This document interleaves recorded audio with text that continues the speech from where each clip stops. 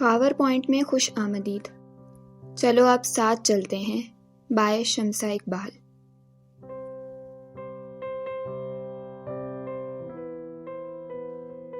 قسط نمبر 19۔ بتائیں کیا ہوا ہے؟ کوئی لڑکی پسند آ گئی ہے کیا؟ وہ اب سنجیدگی سے پوچھ رہا تھا۔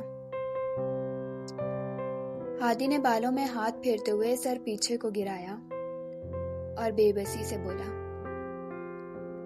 پتہ نہیں یار، میں کنفیوز ہوں۔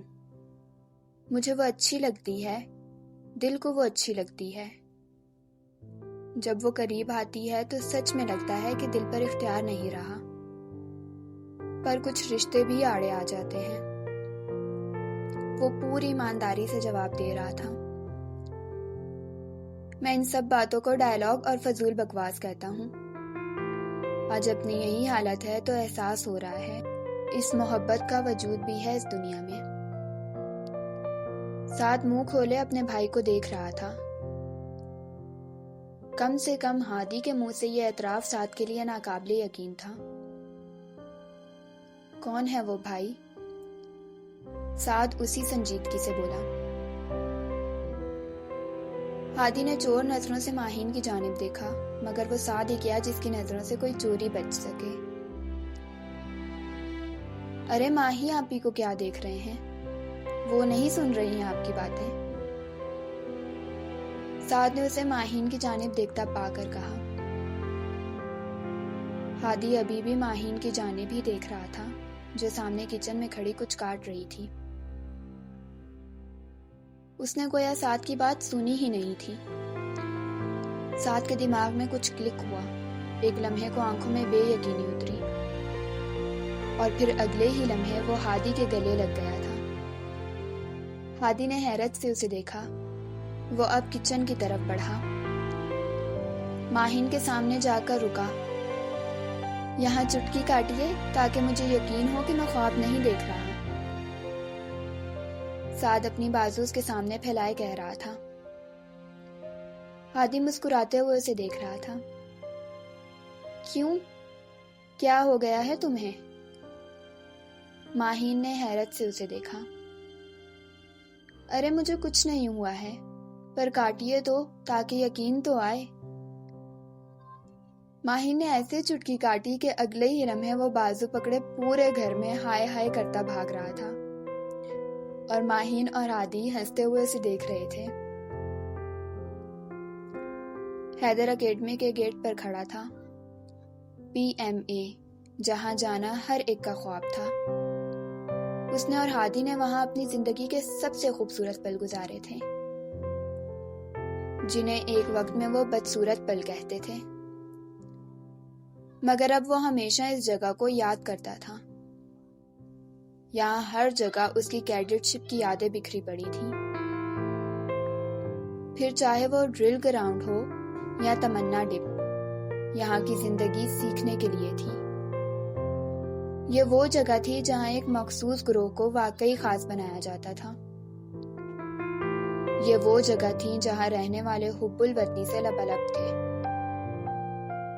یہاں رہنے والوں کو سکھایا جاتا ہے کہ کوئی کچھ بھی کہے، کوئی تمہیں بجٹ چور بولے یا امریکہ کا حمایتی، تمہیں اس ملک کی حفاظت کرنی ہے۔ اس کی طرف آنکھ اٹھا کر دیکھنے والوں کو انہی کی زبان میں جواب دینا ہے۔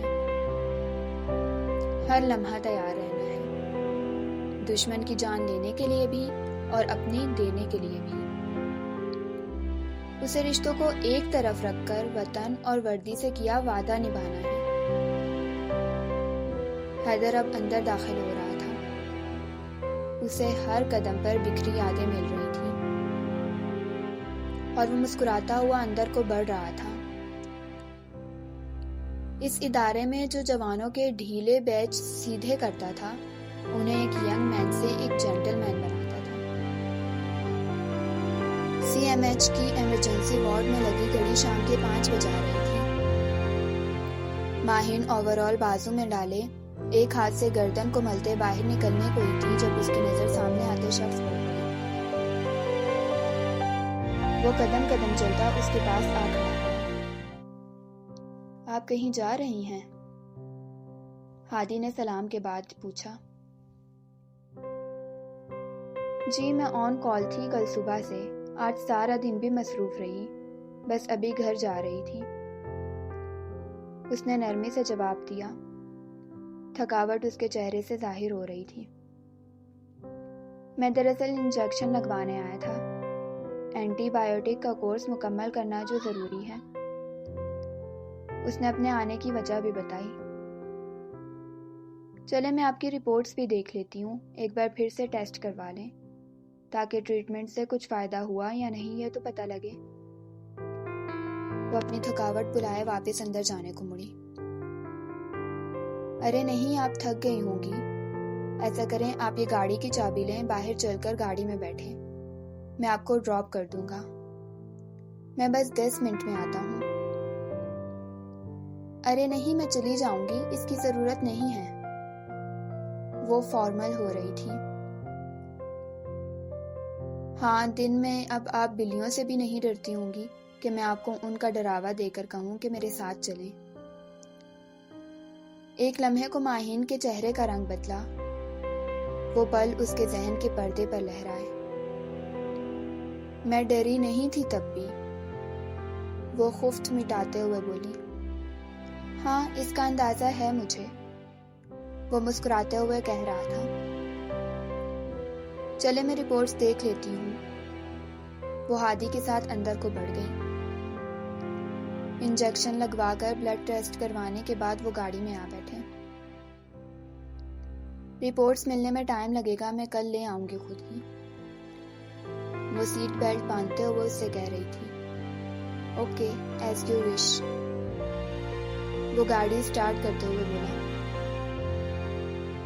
آپ کافی دن سے آئے نہیں ہیں ہماری طرف، سعد اور ماما بھی آپ کو یاد کر رہے تھے، ہادی نے گیٹ سے گاڑی نکالتے ہوئے کہا۔ ڈیوٹی کافی ٹف جا رہی ہے آج کل، سعد نے کال کی تھی مجھے، بس ٹائم نہ مل سکا۔ کل شام کو سعد نے بلایا ہے، اس کا باہر جانے کا پلان ہے، وہ سامنے دیکھتے ہوئے کہہ رہی تھی۔ اس میں ہمت نہ تھی کہ مڑ کر ہادی کے چہرے کو دیکھتی جو اسے بولتے دیکھ رہا تھا۔ اوہ، سعد نے مجھے کال کرنے کا کہا تھا صبح، میں بھول گئی۔ اسے یاد آیا تو فوراً موبائل نکال کر سعد کا نمبر ملایا، اس کا نمبر بیزی آ رہا تھا۔ اس کا نمبر بیزی ہے، اس نے مایوسی سے موبائل واپس رکھا۔ وہ بیزی ہوگا کہیں اپنی کسی فرینڈ کے ساتھ، ہادی نے اس کے مایوس چہرے کو دیکھتے ہوئے کہا۔ سعد ایسا نہیں ہے، آپ اب الزام مت لگائیں اس پر، میں نے اس کا موبائل دیکھا ہے، اس میں کسی فرینڈ کا نمبر نہیں۔ ماہین نے اس کی حمایت کی۔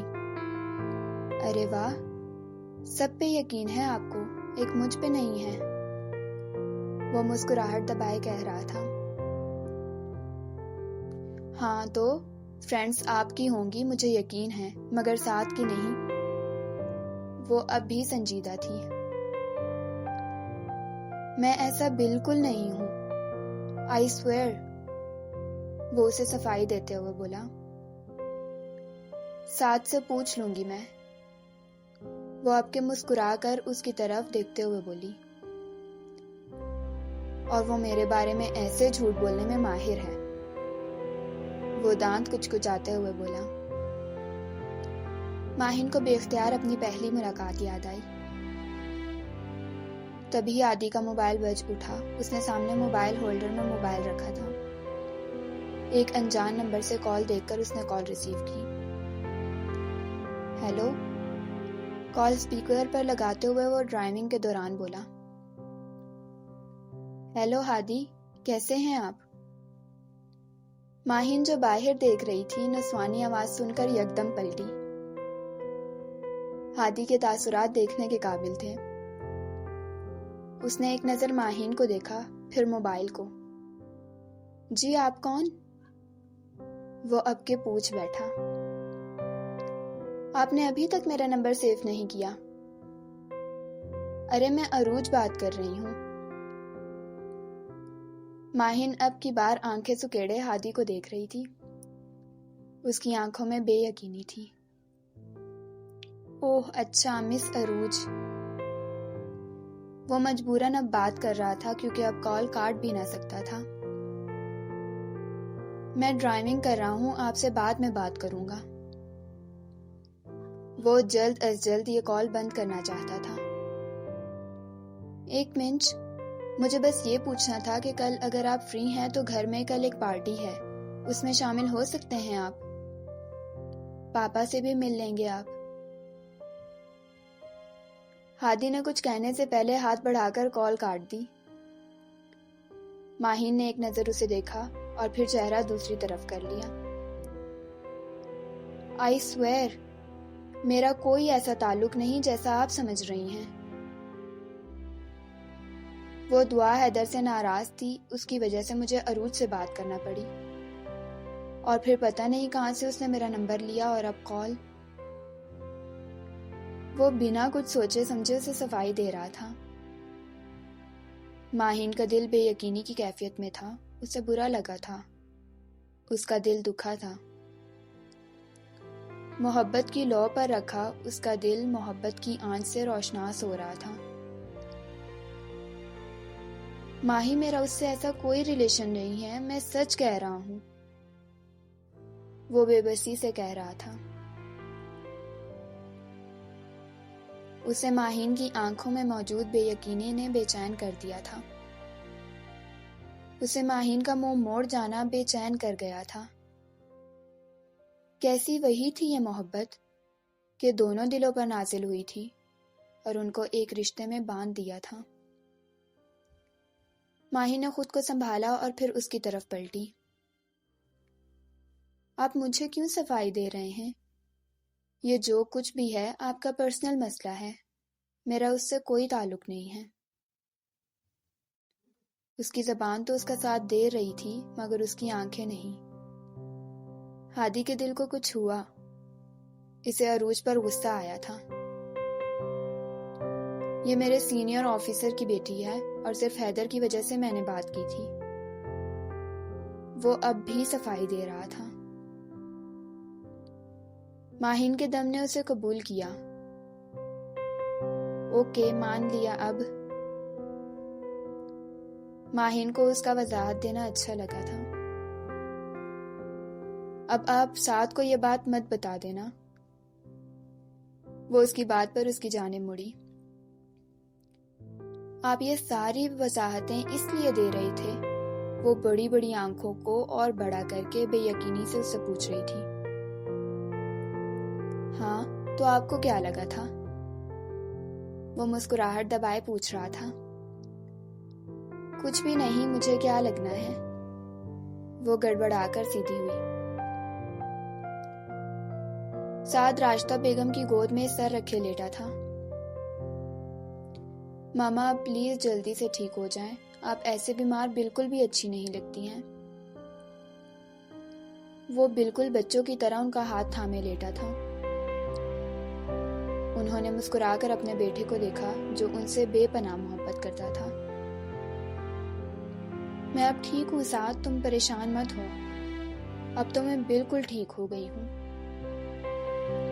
انہوں نے اس کے بالوں میں ہاتھ پھیرتے ہوئے اسے تسلی دی۔ اور وہ بھائی، ماما مجھے کچن میں جانے نہیں دیتے کھانا بنانے کے لیے، اور خود کھانے کے نام پر ایسی چیزیں مجھے کھلا رہے ہیں کہ لگتا ہے اب بیمار ہونے کا نمبر میرا ہوگا۔ ماہی آپی بھی نہیں آ رہی ہیں، وہ کچھ اچھا بنا دیتی تھی۔ وہ دہائی دیتے ہوئے بولا، اللہ تم دونوں کو صحت دے اور لمبی عمر دے۔ آج میں کھانا خود بناؤں گی اپنے بیٹے کے لیے۔ اگر یہ سب آپ میرے لیے کرتی تو مجھے واقعی خوشی ہوتی، مگر آپ تو یہ سب پاپا کے آنے پر کر رہی ہیں۔ کھانا اصل میں ان کے لیے بنائیں گی آپ، اور نام میرا؟ وہ خفگی سے بولا، تم کبھی نہیں سدھر سکتے، تمہارے لیے ہادی سے ہی کھانا بنواؤں گی۔ وہ اس کے سر پر چپت لگاتے ہوئے بولی۔ وہ گھر پر نہیں ہے، ماما آپ کا فرما بردار بیٹا آج کل باہر بہت جا رہا ہے، کوئی لڑکی کا چکر تو نہیں؟ سعد شرارت سے آنکھیں مٹکاتے ہوئے بولا۔ ہادی ایسا بالکل بھی نہیں ہے، مجھے اس پر پورا یقین ہے۔ وہ کسی لڑکی کو کبھی مڑ کر بھی نہیں دیکھتا ہے، راشدہ بیگم نے پر یقین لہجے میں کہا۔ موصوف کسی کے پیار میں گوڈے گوڈے ڈوبے ہوئے ہیں، اور ایک یہ میری معصوم ماں اور ان کا اندھا اعتماد۔ وہ یہ سب صرف سوچ کر رہ گیا۔ دیکھنا کیسے ایک دن وہ آپ کی امیدوں پر پانی پھیرتے ہیں۔ وہ آپ کی اونچی آواز میں بولا۔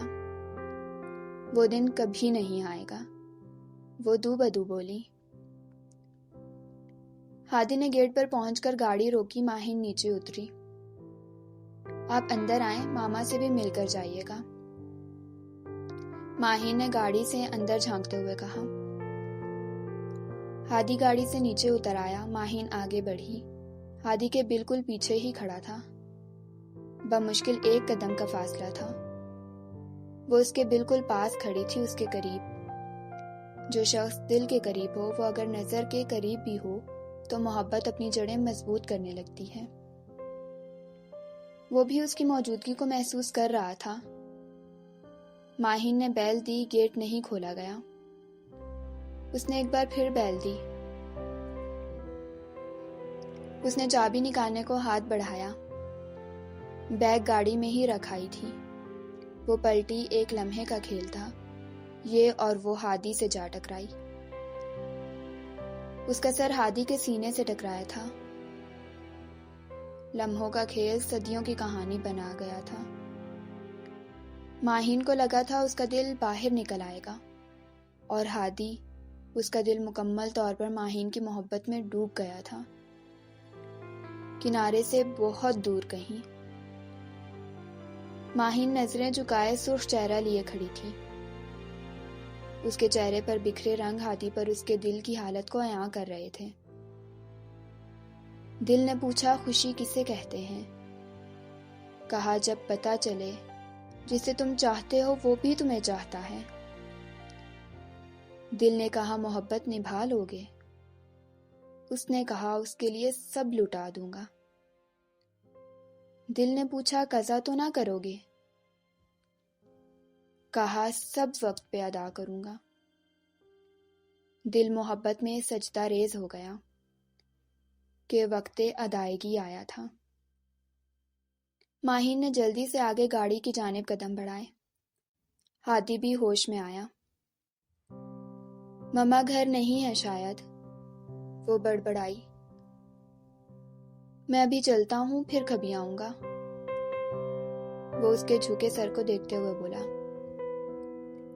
ماہین نے اس بات میں سر ہلاتے ہوئے گیٹ کھولا۔ وہ گاڑی کی جانب آیا، پھر پلٹا۔ ماہین ابھی بھی سر جھکائے کھڑی تھی۔